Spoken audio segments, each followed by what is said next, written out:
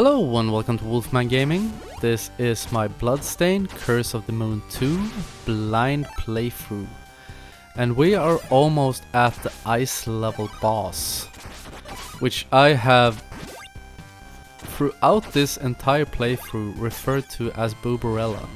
And I do not at all think that is her name, actually. But I am too lazy to look up the names of these bosses, and also I've been wanting to stay away from any kind of spoilers. And here we have her, hopefully for the last time. And I am gonna switch over to a character that can jump a bit more controlledly. And right.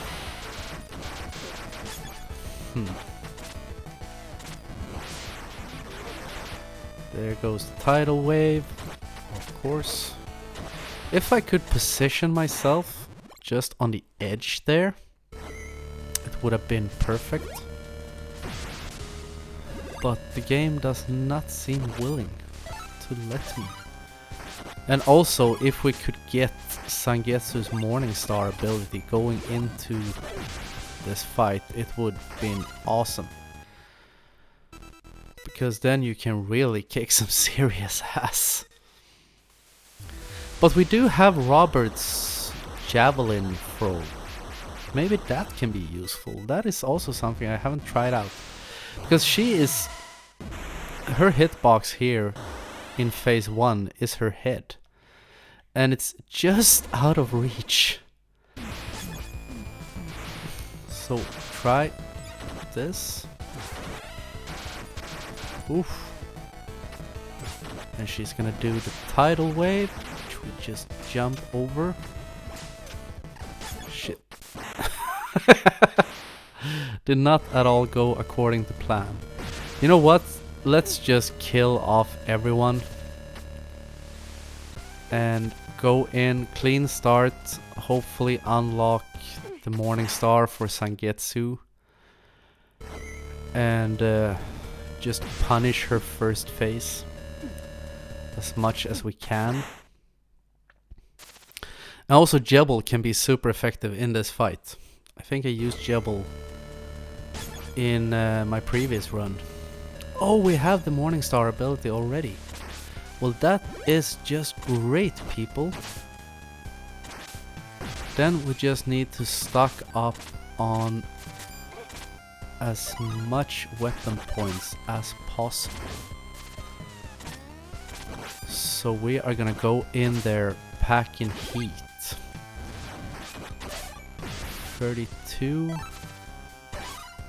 42. Yes, I can work with 42 weapon points. So the plan now is to just get up there with Sangetsu and put in as much damage as possible in the least amount of time as possible, and after that I'm just gonna wing it. Wish me luck, people.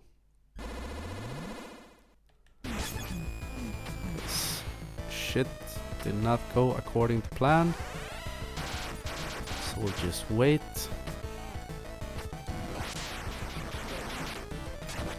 Tank for that, and we are cooking with gas now, people.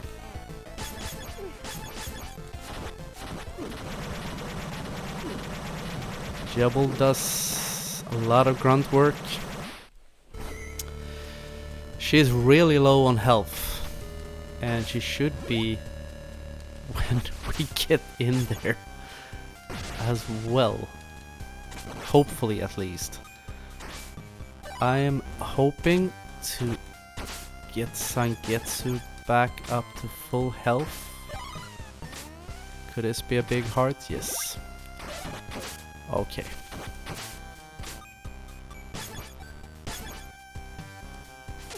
Yes, this we can work with.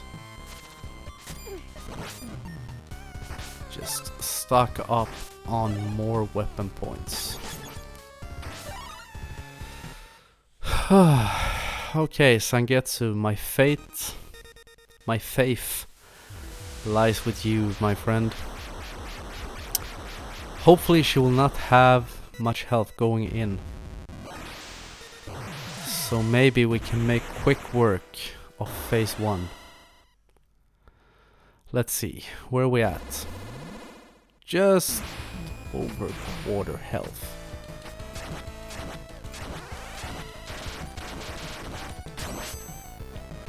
Worked like a charm.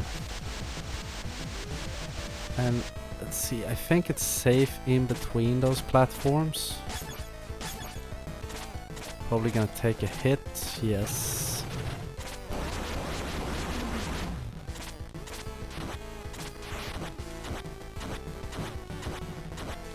Can't even remember her attacks in this. Shit. Well,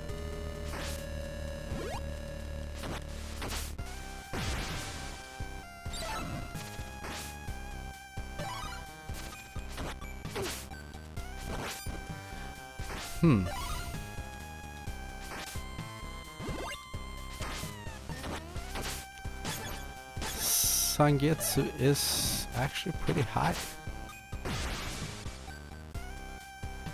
Health-wise. Ooh, almost messed up there. 45 weapon points. Well, the first part of this fight will go super quickly now. And hopefully we can do quite a bit of damage in phase 2 as well. I'm willing to sacrifice Sangetsu if I have to. Let's see, quarter health. So we just make quick work of that. Jump down here. So let's see. Take an unnecessary hit.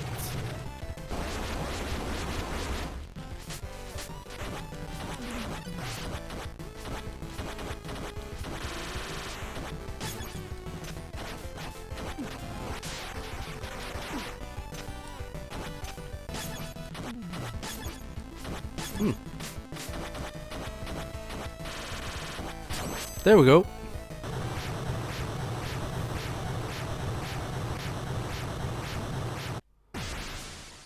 Whew. The only boss in the game that has a phase 2. And it worked out rather decently.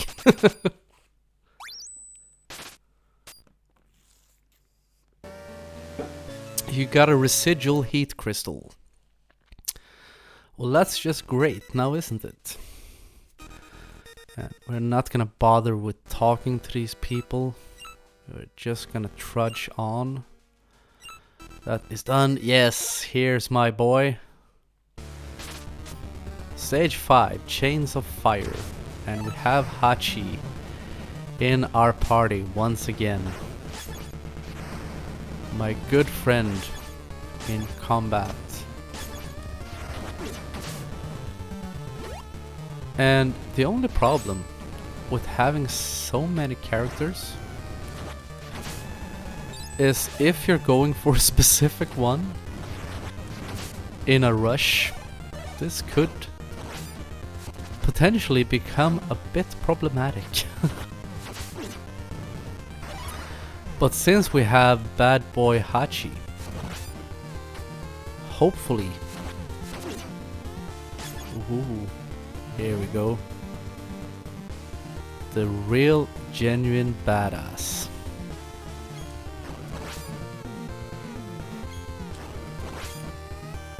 Just blocking all that shit.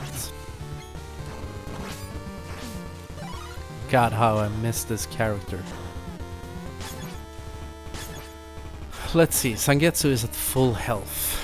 And Hachi is really good in most places. I am not a big fan of him when it comes to these tight platforming spots, because then if you hold down the jump button while you're playing as him, he will float in mid-air for a little while. I'm gonna test a theory. My theory did not hold up. Let's see, where's Miriam? No. So why is there a guy pointing to right and another one pointing up? Can someone please explain this to me?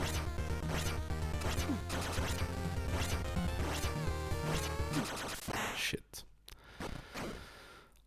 I saw that his health was low a split second too late. But you know what? We have Hachi in our party. So we're just gonna tank it. And see what's in here. There's a checkpoint in here. I love the checkpoints. Right. This is the level with the flame worm, which I had a surprising amount of problems with in my last run. And watching through the video, I realized how close I came to beating it.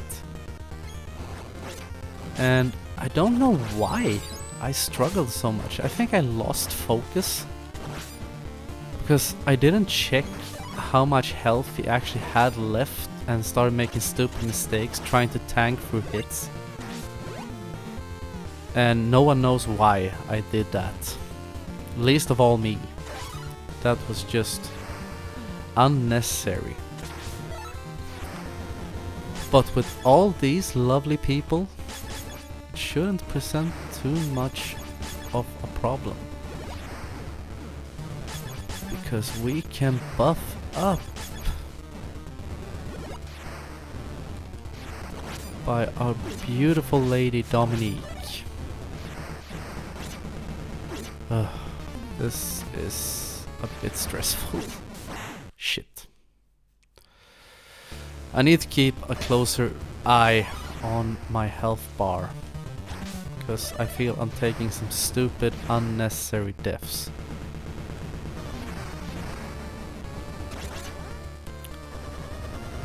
But we could as well just plow through this. There we go. And I remember Hachi was completely useless to use up here because his hitbox is so big.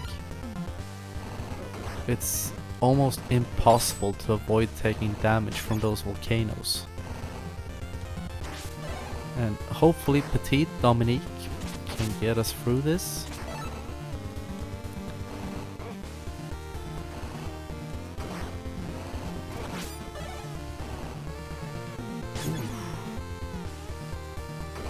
Gonna have to rely on me. Ah, you can break those fireballs as well. Who knew?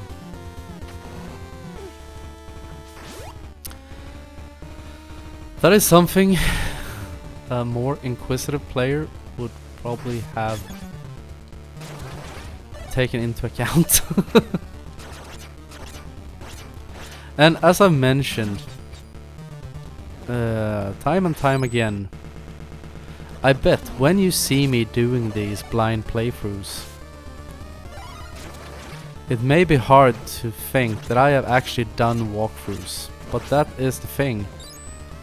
When I'm doing a walkthrough, I don't record and narrate at the same time. I know that some walkthrough creators do, and I don't understand how they do it. Because one of the reasons I am actually better at video games than this, which I hope my walkthroughs show.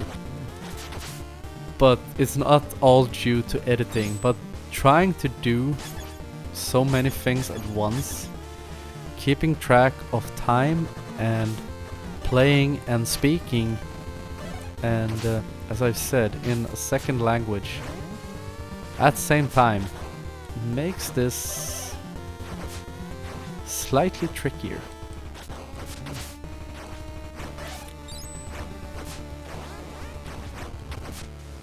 Can Hachi maybe get us to the next checkpoint?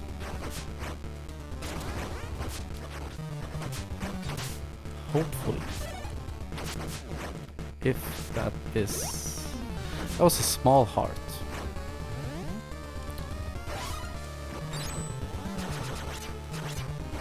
But he is such a beast, so he just takes all the damage. Takes all the damage and just pushes through.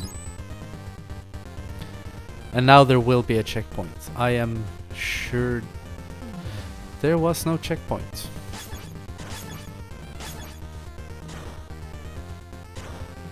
Huh. I feel like one enemy and I'm dead. Yep. And this is definitely gonna suck because both Dominique and Miriam jump rather high.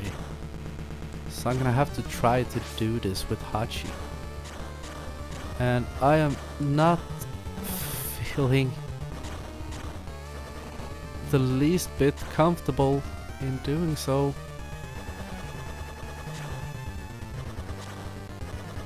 Ah!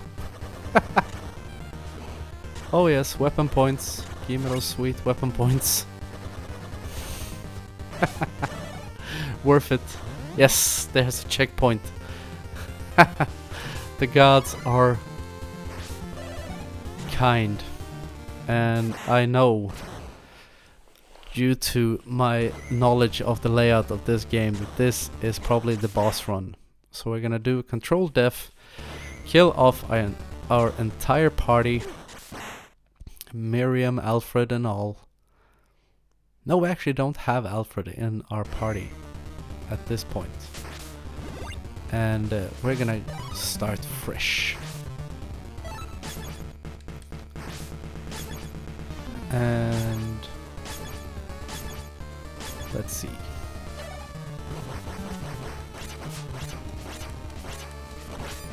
Tanky little bastard. And since we have Dominique, there we go. Oh, just die. 50 weapon points. All 6 characters in the party. Yeah, I'm feeling good about this. Now I'm just gonna try to focus. We have time to do one attempt and hopefully that is enough. And I remember that Dominique can be awesome to use in this fight. Because you can stand beneath him or it and just stab up into its head. And now he should go on the offensive.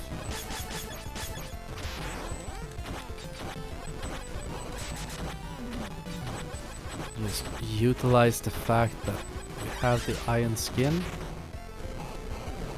And we did a substantial amount of damage. And I love it. Almost took him. Oh shit.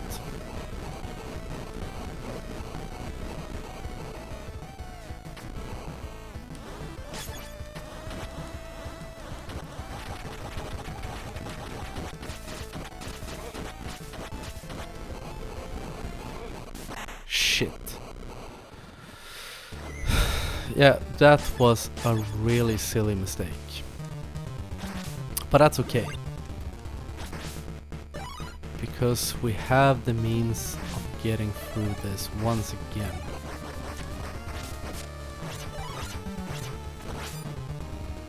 I'm not happy that she died, but I'm willing to take it. Because if he does the flower attack, since we have Hachi, and we have 50 weapon points, if he does the flower attack, that will be his last mistake, I can tell you that.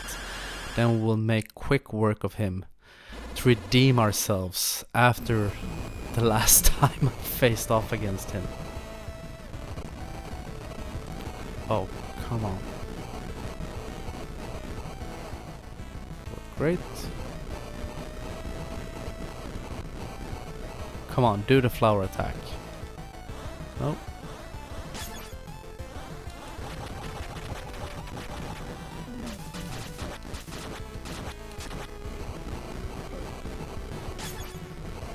Well, that worked almost as well. I can work with that, and whenever he sticks his head out next time will be the last time he does it.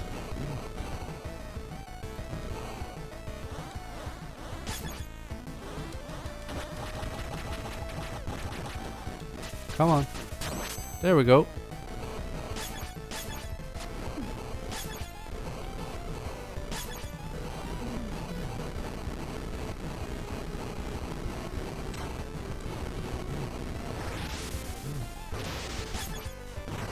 You take a surprising amount of damage during the final attack.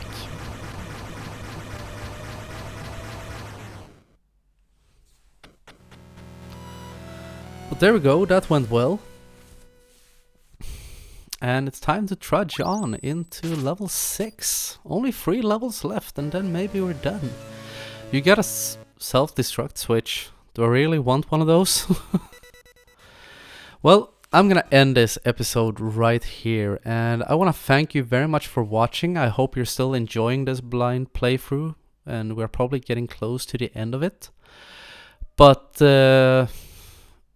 as I just said, I want to thank you very much for watching, and I will see you again in my next video. So until next time, this is the Wolfman signing off.